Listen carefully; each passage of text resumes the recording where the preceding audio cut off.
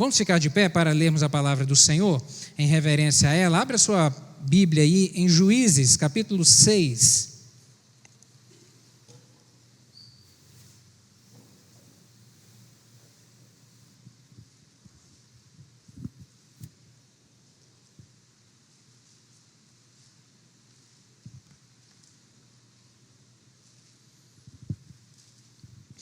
Juízes capítulo 6, nós leremos alguns versos aqui, de 1 a 6 e depois de 11 a 16 e no capítulo 7 também.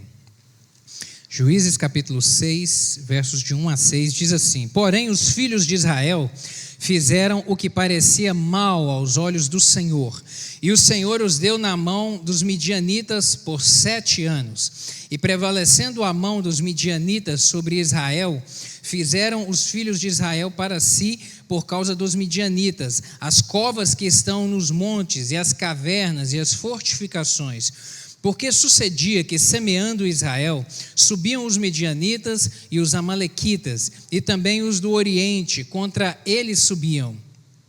E punham-se contra eles em campo, e destruíam a novidade da terra, até chegarem a Gaza, e não deixavam mantimento em Israel, nem ovelhas, nem bois, nem jumentos, porque subiam com os seus gados e tendas, vinham como gafanhotos em tanta multidão que não se podiam contar, nem a eles, nem aos seus camelos, e entravam na terra para destruir. Assim Israel empobreceu muito pela presença dos midianitas. Então os filhos de Israel clamaram ao Senhor. Verso 11, acompanha aí. Então o anjo do Senhor veio e assentou-se debaixo do carvalho que está em Ofra, que pertencia a Joás, Abiesrita, e Gideão, seu filho, estava malhando o trigo no lagar, para o salvar dos midianitas. Então o anjo do Senhor lhe apareceu e lhe disse: O Senhor é contigo, varão valoroso. Mas Gideão lhe respondeu: Ai, Senhor meu, se o Senhor é conosco, por que tudo isto nos sobreveio? E que é feito de todas as suas maravilhas que os nossos pais contaram, dizendo: Não nos fez o Senhor subir do Egito? Porém agora o Senhor nos desamparou e nos deu na mão dos midianitas. Então o Senhor olhou para ele e disse: Vai nessa tua força e livrarás a Israel da mão dos midianitas. Porventura não te enviei eu? E ele lhe disse: Ai, Senhor meu, com que livrarei a Israel? Eis que a minha família é a mais pobre em Manassés, e eu, o menor da casa de meu pai. E o Senhor lhe disse: Porquanto eu hei de ser contigo, tu ferirás os midianitas como se fosse um só homem. Vire a folha aí, capítulo 7, verso 7. Depois o verso 12. Diz assim, capítulo 7, verso 7. E disse o Senhor a Gideão: Com estes 300 homens que lamberam as águas vos livrarei e darei os midianitas na tua mão, pelo que toda a outra gente se vá, cada um ao seu lugar. Verso 12. E os midianitas e amalequitas e todos os filhos do Oriente jaziam no vale como gafanhotos em multidão, e eram inumeráveis os seus camelos, como a areia que há na praia do mar em multidão. Agora verso 20 a 22, desse mesmo capítulo. Assim tocaram os 3 esquadrões, as buzinas, e partiram os cântaros, e tinham nas suas mãos esquerdas as tochas acesas, e nas mãos direitas as buzinas que tocavam. E exclamaram: Espada do Senhor e de Gideão. E ficou-se cada um no seu lugar ao redor do arraial. Então todo o exército deitou a correr e gritando fugiram. Tocando, pois, os 300 as buzinas, o Senhor tornou a espada de um contra o outro, e isto em todo o arraial, e o exército fugiu para Zererá, até Bet-sita, até os limites de Abel-meolá, acima de Tabate. Amém. Até aqui. Feche os seus olhos, vamos orar? Peça aí ao Espírito Santo que fale ao seu coração. Na verdade, declare isso. Abra o seu coração. Fala: Senhor, eu abro o meu coração nessa hora para receber a tua palavra. Fala comigo. Espírito Santo de Deus, Te damos graças por estarmos neste lugar, te damos graças pelo privilégio que é termos o nosso relacionamento com o Senhor, que é de te conhecer, que é, meu Deus, conhecer a palavra da verdade. E nesta noite eu lhe peço que agora diante dela, na qual vamos meditar, fala conosco, fique à vontade neste lugar, o teu nome já foi invocado aqui desde o início, e é nosso desejo que o teu Espírito Santo fale de uma maneira pessoal ao coração de cada um dos meus irmãos aqui. Em nome de Jesus, ministra de uma maneira poderosa, me dá graça para transmitir essa palavra, pois eu dependo do Senhor, em nome de Jesus, amém. Você pode se sentar, meu querido?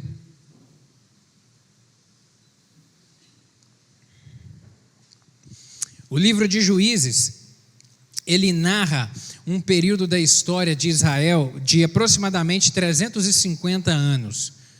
Todo o livro de Juízes conta a história que aconteceu durante um período de mais ou menos 350 anos, e esse período de 350 anos foi um período de altos e baixos para o povo de Israel.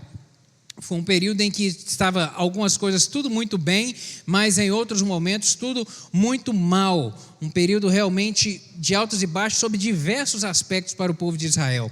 O capítulo 2, se você voltar um pouco aí as folhas da sua Bíblia para o capítulo 2, o capítulo 2 ele é uma síntese de todo o livro de Juízes. Uma síntese bem resumida de tudo o que acontece ao longo do livro de Juízes. Os versículos 8 a 10 vão falar que o povo obedeceu a Deus durante o período de vida de Josué e dos anciões. Aqueles anciãos que viveram junto com Josué, que foram aqueles que entraram na terra prometida, aqueles que viveram e experimentaram milagres sobrenaturais do Senhor, sabe, a derrubada ali das muralhas de Jericó, as conquistas dos outros povos ali que habitavam na terra. Então, o povo de Israel, durante a vida de Josué e daqueles anciãos que estavam junto com ele, temeram a Deus, honraram a Deus, seguiram as diretrizes de Deus para a sua vida. Mas o versículo 11 vai dizer que a geração seguinte, que não presenciou esses milagres, essa geração seguinte se afastou dos caminhos do Senhor.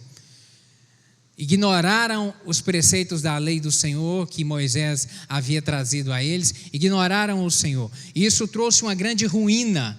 O versículo 12 vai dizer isso. Isso trouxe uma grande ruína espiritual, moral, familiar e financeira para todo o povo judeu, porque se afastaram do Senhor. O versículo 14 vai dizer que, em razão de se afastarem, Deus retirou a sua proteção sobre Israel e permitiu que os inimigos assolassem, que os inimigos perturbassem, que os inimigos os roubassem. E o versículo 16 vai dizer que, quando estavam em grande decadência, eles clamavam a Deus.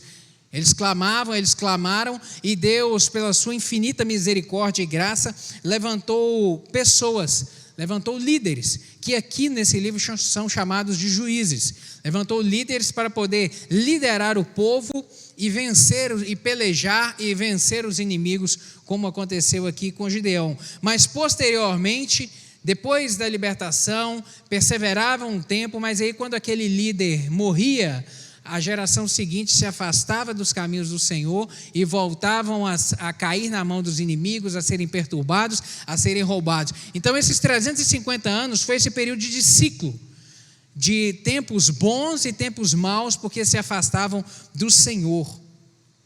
Eu estava lendo essa semana estava lendo um artigo, e esse artigo estava falando a diferença entre bravura e coragem.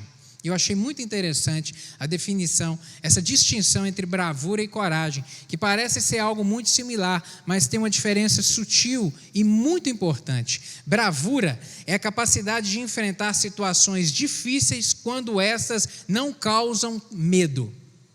Coragem é um pouco diferente. Coragem é a capacidade de enfrentar situações difíceis, mesmo quando se está com medo. E essa pequena distinção tem uma diferença imensa na vida da gente. E na vida de Gideão, que eu meditei nele essa semana, eu vi isso de uma maneira muito presente, muito latente. Na vida de Gideão a gente vê isso. Uma pessoa que tinha medo, mas que, em razão da coragem, ele superou limites, porque ele confiou em Deus, ele superou limites. Coragem. Quando eu penso em coragem, eu penso em Gideão. Eu penso em Gideão, porque ele teve a capacidade, com coragem, com confiança em Deus, de superar os limites. E os capítulos 6 a 8 de Juízes vêm contar essa história de Gideão, essa peleja que ele enfrentou, um tempo no início que era um tempo difícil, um tempo em que ele estava oprimido, um tempo em que ele estava com medo, mas que Deus, através dele, operou uma grande libertação, uma grande vitória para o povo de Israel. Eu vejo de início aqui na vida de Gideão e aprendo com essa história, querido, que a gente não deve definir as pessoas pelo momento que elas estão vivendo. Não defina as pessoas pelo momento que elas estão vivendo. Entenda isso. Porque às vezes a pessoa está vivendo um momento de extremo estresse, aperto, angústia, dificuldade muito elevada. E às vezes naquele momento ela está fragilizada emocionalmente, ela está fragilizada na sua fé, na sua esperança, e não se pode definir as pessoas pelo momento que ela está vivendo. Gideão aqui, ele estava vivendo um momento muito difícil no início desse capítulo 6, e a história dele não poderia ser definida por isso daqui. E nós vamos ver isso nessa noite. Portanto, não defina, e você também não se defina pelo momento que você está vivendo. Porque às vezes você pode estar vivendo um momento de grande aperto na sua vida, de uma dificuldade muito grande, se sentindo cansado, se sentindo fadigado pelas dificuldades da vida, e não é isso que define você, não é isso que define a sua história.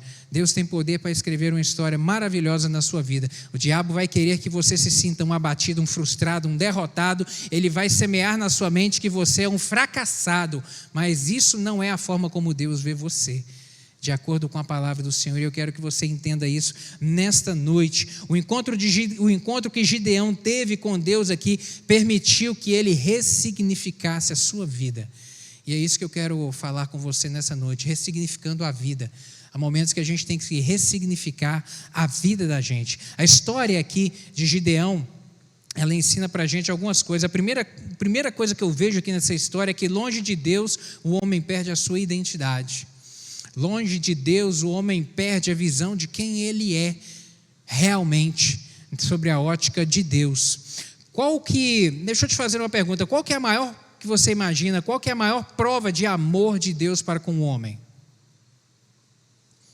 Qual a maior prova de amor de Deus para com o homem? Deus criou o homem perfeito, Deus colocou ele dentro de um jardim perfeito, em um ambiente todo perfeito. Qual que foi a maior prova de amor de Deus para com a gente, com a raça humana? A liberdade. A maior prova de Deus para com o homem se chama liberdade. Liberdade. Por quê? Porque Deus deu ao homem a capacidade de escolher e o direito de escolher se ele quer caminhar com Deus ou não. Essa é a maior prova de amor. Deus poderia ter nos criado e criado Adão com uma diretriz, um código na sua mente de nunca desobedecer a Deus. Nunca desobedecer. De servir sempre a Deus. De ser sempre obediente a Deus. Mas Deus não criou Adão assim. Deus criou Adão, colocou num jardim, deu a ele orientações e diretrizes para ele viver dentro daquele jardim e definiu para ele coisas que ele poderia fazer e coisas que ele não poderia fazer. E disse a ele: você escolhe agora. E ele escolheu mal. A mesma coisa, esse mesmo direito, ele pertence a nós até hoje. Essa mesma prova de amor, Deus nos permite todos os dias escolher se a gente quer caminhar com Ele ou não quer caminhar com Ele. Essa é a maior prova de amor do Senhor para conosco. Ele nos ama tanto, tanto, tanto, que Ele não nos obriga a servir a Ele. Ele não nos obriga a seguir a Ele. Ele nos dá esse direito. Mas aí depois que esse homem pecou e se afastou do Senhor, agora longe, perdido, Deus veio vendo que esse homem não tinha mais como se conectar com Ele, envia Jesus Cristo para redimir, para salvar, para dar a esse homem uma nova oportunidade de se conectar a Deus e viver próximo de Deus, porque próximo de Deus é que o homem entende quem realmente ele é.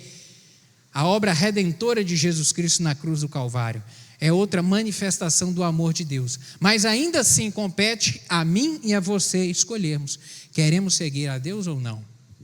É o direito que Ele nos dá, é o direito. Por isso que eu digo que é a maior prova de amor dEle para conosco. Não somos obrigados a servir, Ele nos convida a caminhar com Ele. Deus deu ao homem essa liberdade, ao contrário, por exemplo, do diabo.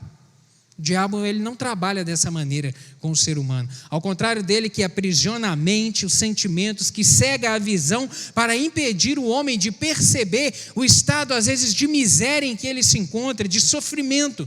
O diabo, ele tem o propósito de cegar para que o homem não perceba o lugar errado para onde ele está indo, o caminho errado para o qual ele está trilhando e o fim de tristeza e sofrimento que ele vai ter na vida. O diabo, ele cega, mas o Senhor não. O Senhor vem para poder trazer luz. Colossenses capítulo 1, versos 13 e 14 diz o seguinte: Ele nos libertou do império das trevas e nos transportou para o reino do Filho do seu amor, no qual temos a redenção, a remissão dos pecados.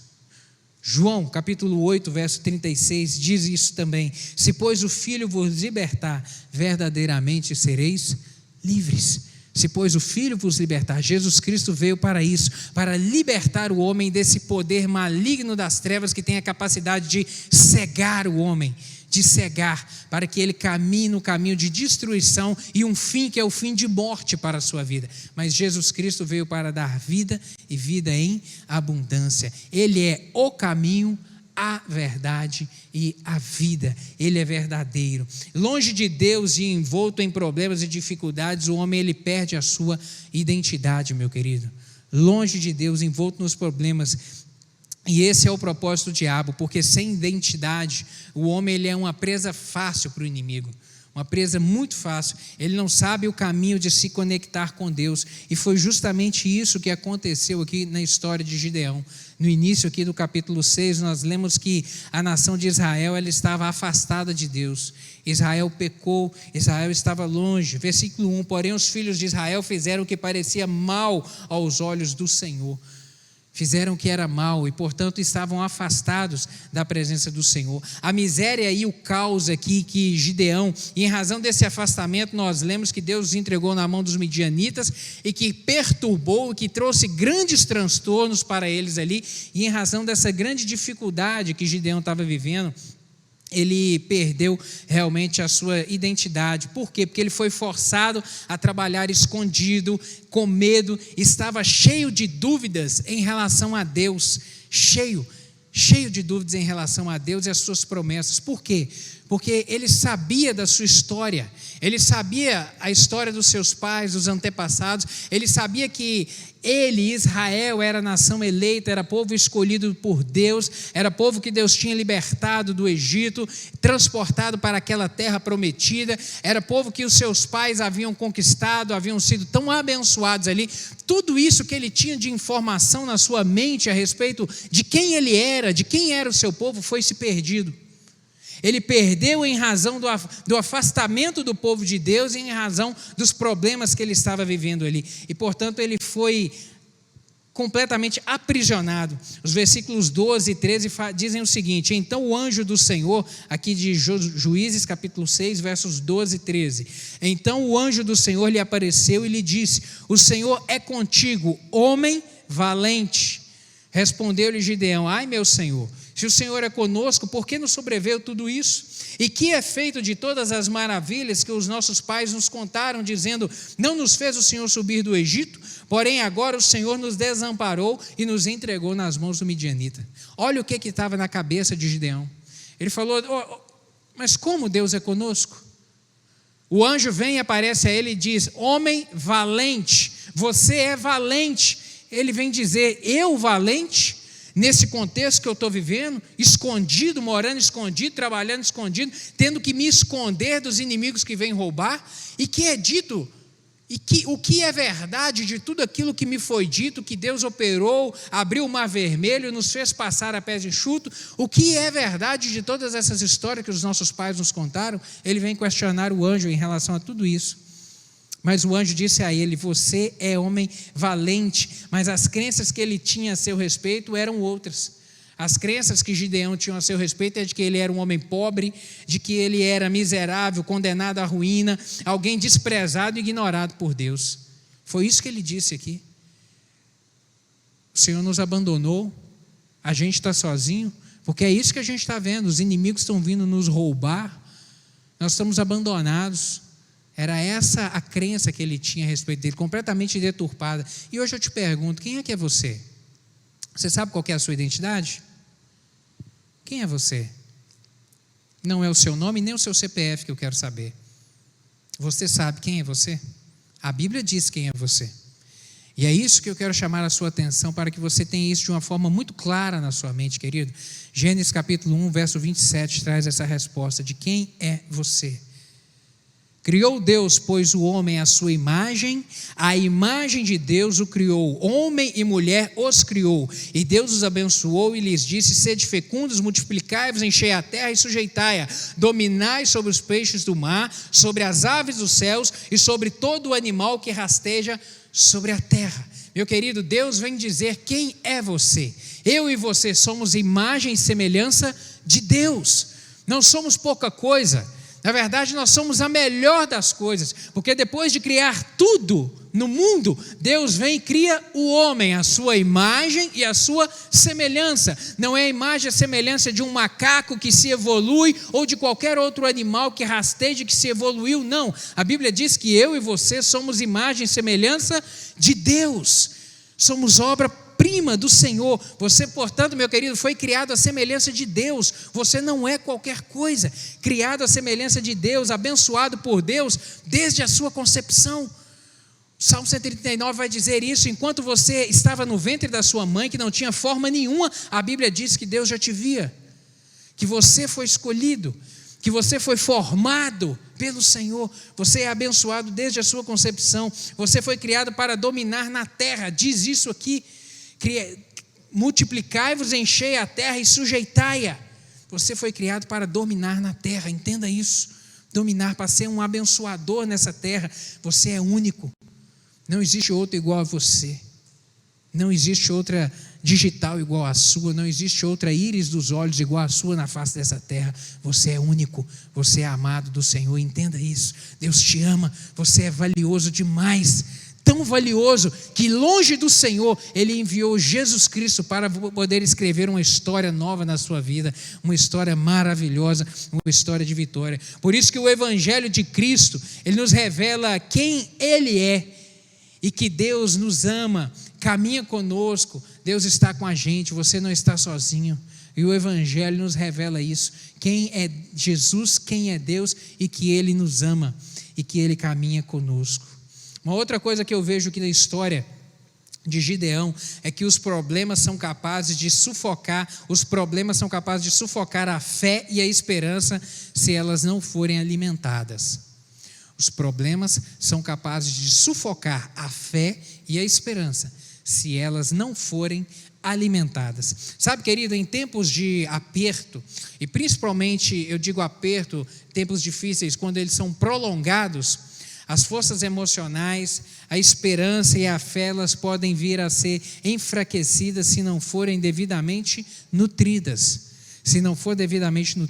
Gideão estava aqui, nós lemos, há 7 anos enfrentando um drama muito grande, uns 7 anos de uma dificuldade muito grande na sua vida, onde vinham inimigos para roubar.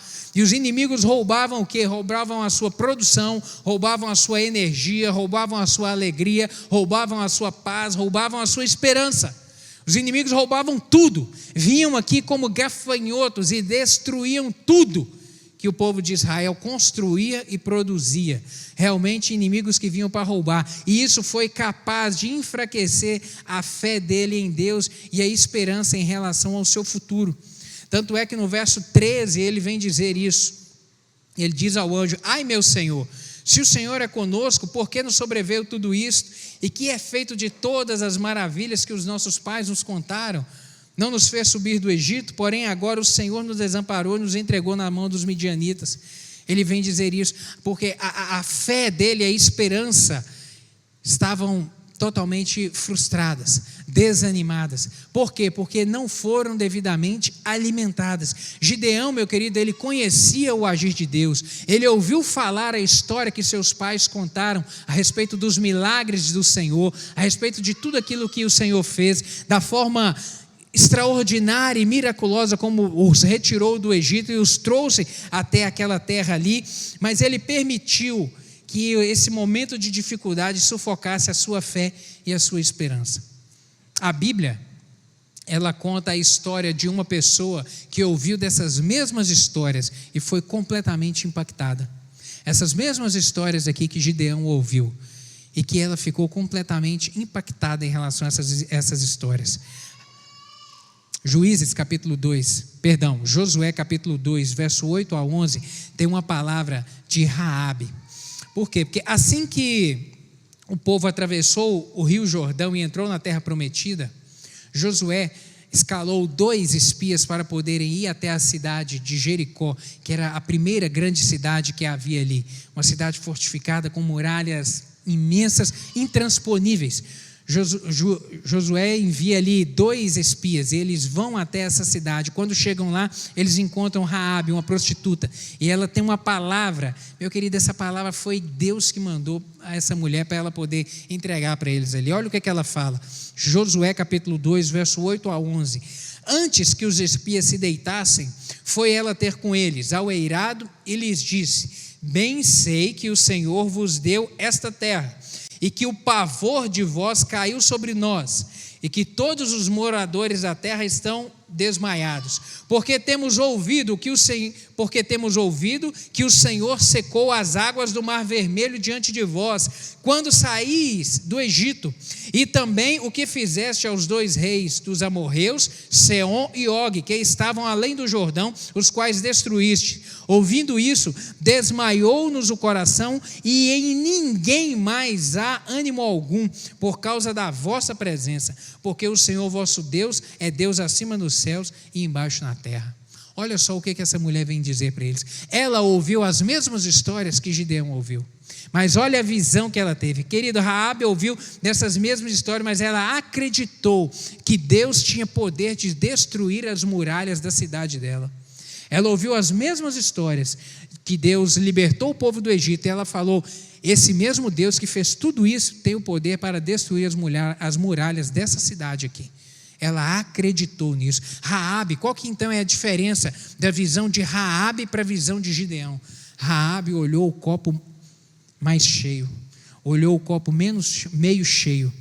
Já Gideão estava olhando o copo meio vazio.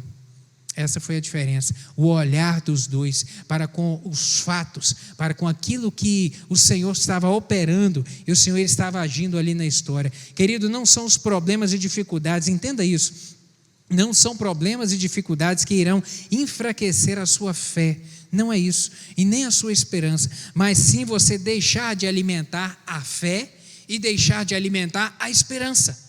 É isso que abate. Num momento de dificuldade que nós vivemos, é deixar de alimentar a fé e a esperança que nos torna fraco. Não é o problema em si. O que acontece é que nos momentos da dificuldade, por vezes, a gente deixa de buscar a Deus, a gente deixa de se alimentar, porque estamos emocionalmente abatidos, deixamos de buscar nessa palavra o fortalecimento. E aí, por causa disso, a fé e a esperança é que são enfraquecidas. Mas Deus continua sendo Deus do mesmo jeito. Não permita, portanto, meu querido, que os momentos difíceis de hoje te façam perder o foco em Deus. Entenda isso, do seu poder e daquilo que Ele pode operar na sua vida. Não deixe a sua fé e a sua esperança enfraquecer. Alimente-as no Senhor. Jeremias, capítulo 17, versos 7 e 8. Tem uma palavra do profeta dizendo: bendito o homem que confia no Senhor e cuja esperança é o Senhor, porque ele é como árvore plantada junto às águas, que estende as suas raízes para o ribeiro e não receia quando vem o calor, mas a sua folha fica verde, e no ano da sequidão não se perturba, nem deixa de dar fruto. Olha o que o profeta vem falando aqui. Bendito é o homem que confia no Senhor e cuja esperança é o Senhor, e que está plantado junto a ribeiros de água, como árvore plantada junto a ribeiro de água, ou seja, que está plantado na presença do Senhor, porque no ano da sequidão, ele não disse que não vai vir o ano da sequidão, O profeta diz: no ano da sequidão, essa árvore que está plantada junto ao ribeiro, ela dá fruto, ela permanece verde, ela permanece viva. E é isso que o Senhor fala comigo e contigo nessa noite. Permaneça conectado e ligado e próximo a Ele, porque no tempo da sequidão na sua vida, meu querido, você continuará dando fruto, você continuará sendo abençoado e um abençoador na vida de todos aqueles que estão do seu lado. É isso que a palavra do Senhor está falando. Permaneça conectado no Senhor. Romanos capítulo 10, verso 17. E assim, a fé vem pela pregação, e a pregação pela palavra de Deus. O que, pastor, que fortalece a fé? A palavra do Senhor. É a palavra do Senhor que fortalece a fé. É nos alimentarmos, é nos enchermos dela, é que a nossa fé é fortalecida e brota esperança no nosso coração. Você escolhe o que planta, mas não escolhe o que colhe. Você escolhe o que você planta, mas o que você vai colher você não escolhe, não. Você é obrigado a escolher aquilo que você planta. Se você tem plantado fé, se você tem plantado a palavra do Senhor na sua vida, eu sei o que você vai colher. Você vai colher renovação de esperança toda manhã, você vai recolher misericórdia do Senhor sobre a sua vida, você vai colher fortalecimento de fé e de esperança no seu coração. Isso você vai colher. É isso. Portanto, semeie as verdades e promessas da Bíblia em seu coração, e você vai colher fé e esperança fortalecido em Deus. Amém, meu querido? Entenda isso, entenda isso. Você vai colher o que você plantar. Você escolhe o que você planta, mas não escolhe o que você colhe. E o que acontece? Por vezes a pessoa não planta, não está semeando na própria vida dela a palavra do Senhor, portanto ela não está sendo fortalecida. Aí vem o ano da sequidão, aí ela está murcha. O ano da sequidão ela murcha, o ano da sequidão ela não produz nada, no ano da sequidão ela morre espiritualmente. Mas se ela permanecer nutrida, por isso que eu digo, não é a dificuldade que enfraquece a fé.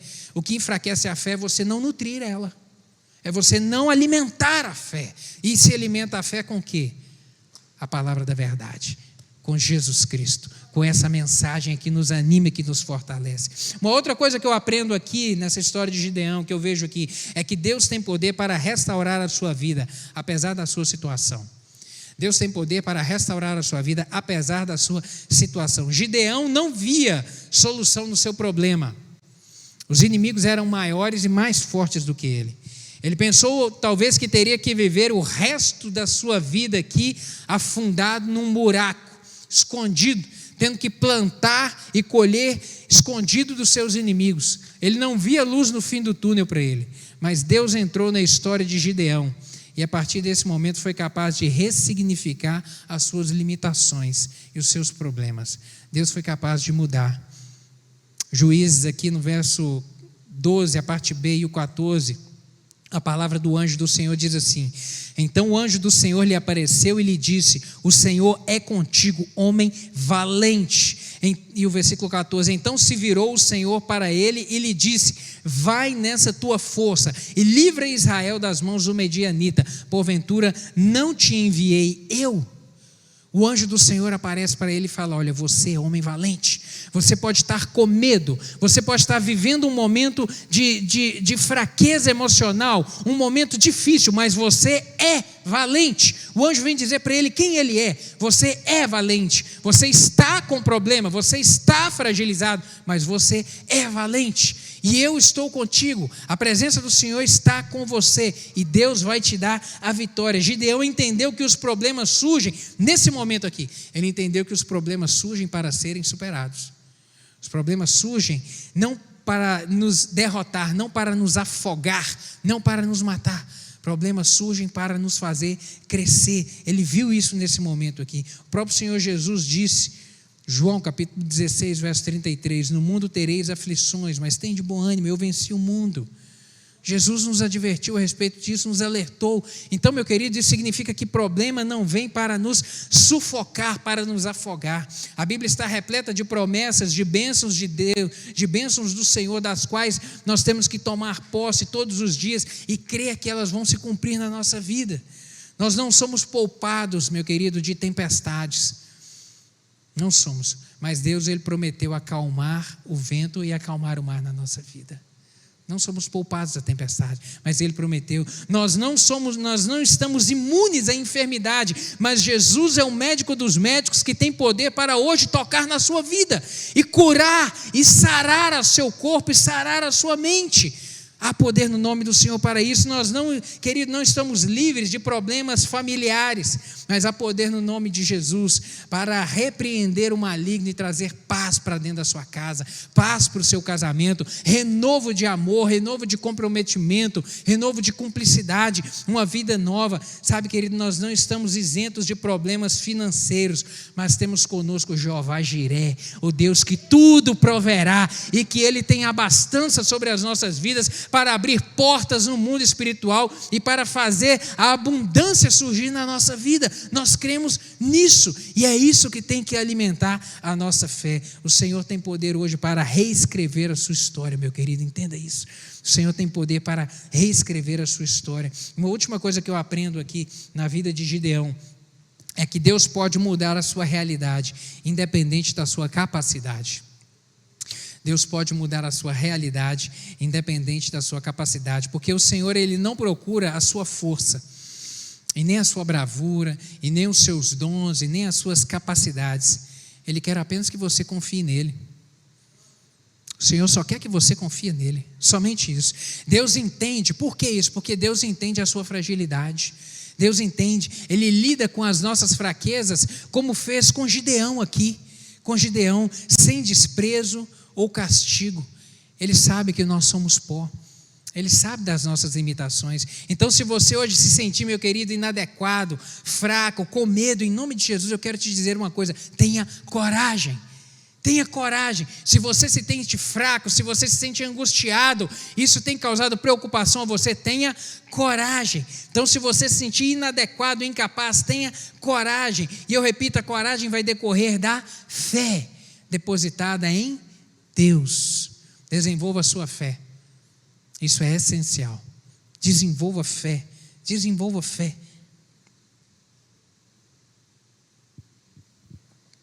Hebreus capítulo 11, verso 1, nos diz o que é fé. Ora, a fé é a certeza das coisas que se esperam e a convicção de fatos que não se veem. A fé é a certeza das coisas que se esperam e a convicção de fatos que não se veem. Fé é essencial. Fé é eu olhar e não ver, mas eu crer no meu coração que Deus vai agir. É eu olhar e não ver a solução, mas eu crer que Deus está comigo e que nessa caminhada eu posso descansar nele e crer na sua mão, e crer no seu milagre, crer que ele vai intervir onde eu não posso intervir, crer que ele vai agir onde o médico não pode agir, crer que ele vai tocar onde o remédio não consegue fazer efeito. É acreditar, eu não estou vendo uma solução para a minha situação, mas eu crer que o Senhor tem o poder de abrir porta onde eu não vejo. Isso é fé. Isso é fé. Fé é igual escova de dente. Fé é igual escova de dente. Por quê? Porque cada um tem a sua e não dá para você usar do outro. Deu para você entender? Fé é igual escova de dente, a gente tem que entender isso. Cada um tem a sua e não dá para poder ficar usando a do outro. Não tem jeito de usar do outro. Por mais próximo de nós que seja esse outro, por mais íntimo que seja da gente, a fé minha não serve para minha esposa. Para ela vencer as dificuldades que ela tem para viver, para ela ter coragem, ela precisa desenvolver a fé dela. A minha fé para ela não serve. A minha fé não serve para a minha filha. Ela precisa de crescer, conhecer Jesus e desenvolver fé no coração dela, para ela poder com coragem enfrentar as dificuldades da vida. Adolescentes aqui, cada um tem sua escova de dente, né? Você usa do seu pai e de sua mãe? Não usa, né? Marido e esposa aqui, um usa escova de dente do outro, às vezes uma necessidade extrema, né? Acaba usando, mas a gente usa no dia a dia da vida da gente? Não, né? Por quê? Porque não dá certo, cada um tem que ter a sua. A fé é a mesma coisa, entenda isso. Entenda isso. A sua fé, esposa, não serve para o seu marido. A fé do seu marido não serve para você. Você precisa desenvolver a sua. Você precisa se relacionar com Deus e buscar conhecê-lo, aproximar dele, deixar essa palavra encher o seu coração para que produzir fé em você. E assim você ter coragem para caminhar na vida. você, cada um de nós, desenvolver a fé. Gideão confiou em Deus e o Senhor lhe concedeu vitória sobre os seus inimigos, com apenas 300 homens e sem que eles lutassem. Nós lemos aqui no capítulo 7 a vitória extraordinária que Deus promoveu. Gideão convocou ali todo um exército, foram mais de 20 mil guerreiros com ele, e na hora que chegaram para guerrear, na caminhada, Deus falou, não, vou separar aqui esse grupo. Deus foi dando uma peneirada, sobrou 300, e desses 300, a Bíblia diz que eles chegaram diante do acampamento dos medianitas, e Deus deu uma instrução para Gideão, você vai colocar uma tocha dentro de um cântaro, e na hora H, todo mundo vai gritar, quebrar esse cântaro, levantar essa tocha e gritar, espada de Gideão e espada do Senhor. E só com um grito, Deus desbaratou todos os inimigos. Eles ficaram tão atemorizados que eles entre si se mataram. Livramento do Senhor, de maneira extraordinária, porque Deus age onde a gente não pode agir. Gideão confiou em Deus. Olha só, Gideão aqui no início do capítulo 6, era um homem que temia, um homem cheio de medo, cheio de temor no seu coração, que não sabia, que tinha perdido a sua identidade. E aqui no capítulo, depois desse encontro com o Senhor, no capítulo 7, algo extraordinário que Deus opera na sua vida. Meu querido, Gideão entrou para a galeria dos heróis da fé. Hebreus capítulo 11, verso 32 a 34, está lá o nome dele. Um homem que em nenhum momento da sua vida estava com medo, com receio na sua vida, mas porque acreditou, confiou no Senhor, está registrado o nome dele na galeria dos heróis da fé, que é uma relação de homens e mulheres que fizeram feitos extraordinários com o Senhor, através do Senhor, que o Senhor operou através da vida dele de maneira extraordinária. A galeria dos heróis da fé, eu e você podemos estar lá, amém? Você pode crer nisso? Que confiando no Senhor, enchendo o seu coração da palavra dele, você pode produzir coragem para enfrentar os medos da sua vida. É isso que o Senhor está falando contigo hoje, querido. Alguns dos maiores empreendimentos da Bíblia foram realizados por pessoas fracas que sentiam que não estavam preparados e à altura daquilo que eles tinham que fazer. Moisés, por exemplo, disse isso. O próprio profeta Jeremias, quando Deus o chamou, falou, não, eu sou pesado de língua, não tenho capacidade, eu sou o menor da minha tribo. Mas Deus, 1 Coríntios capítulo 1, verso 27, tem uma palavra do Senhor que diz isso, porque Deus escolheu as coisas loucas do mundo para envergonhar os sábios, e escolheu as coisas fracas do mundo para envergonhar os fortes. Deus tem poder para mudar. Deus vê o que somos nele e não aquilo que vemos em nós mesmos. Entenda isso. Deus vê aquilo que você é nele e não aquilo que você vê em você mesmo. Quando você olha para dentro de você, às vezes você está vendo uma pessoa cheia de limitação, uma pessoa desencorajada, cheia de temor, uma pessoa despreparada, mas o Senhor olha para você com outros olhos. Ele olha para você olhando aquilo que ele pode fazer através de você. Entenda isso. Entenda isso, olhe para você com o olhar do Senhor. Ele nos vê o que nós somos nele, e não o que nós somos, realmente nós somos fracos, mas nos alimentando e nos fortalecendo nele, a nossa vida é transformada. Ele ressignifica a nossa vida é mudada. Amém, meu querido? Amém. Vamos nos colocar de pé para poder orarmos juntos? O Senhor, eu repito, não está à procura da tua força nessa noite, nem da sua bravura, querido. O Senhor não está à procura da sua força, da sua bravura, dos seus dons naturais, daquilo que você pode fazer. Ele só quer que você confie nele. Só isso, só confiar. Sua confiança depositada em Deus tem o poder de gerar fé em seu coração, e isso fará com que a sua vida seja ressignificada. Para a sua vida ser ressignificada, você precisa de confiar no Senhor, depositar nele, confiar nele, depositar nele fé, crer que ele pode mudar a sua vida. O Evangelho é o poder de Deus que transforma o homem afastado do Senhor, o homem sem Jesus na sua vida, o homem sem direção. O Evangelho é o poder que transforma. O que você precisa que seja ressignificado na sua vida hoje? O que você precisa? Sua identidade? Seus medos, sua casa, sua família, sua esperança, sua fé. É isso que você precisa que seja ressignificado hoje. O poder de Deus se aperfeiçoa na sua fraqueza, na nossa fraqueza. Deus tem poder para agir na sua vida hoje. Se o Espírito Santo está falando contigo aí e está vindo à sua mente as coisas que precisam de ser ressignificadas, coloque a mão no seu coração aí. Fala: Deus, muda isso em mim. Me ajude a ter uma visão diferente. Porque no Senhor eu sou fortalecido.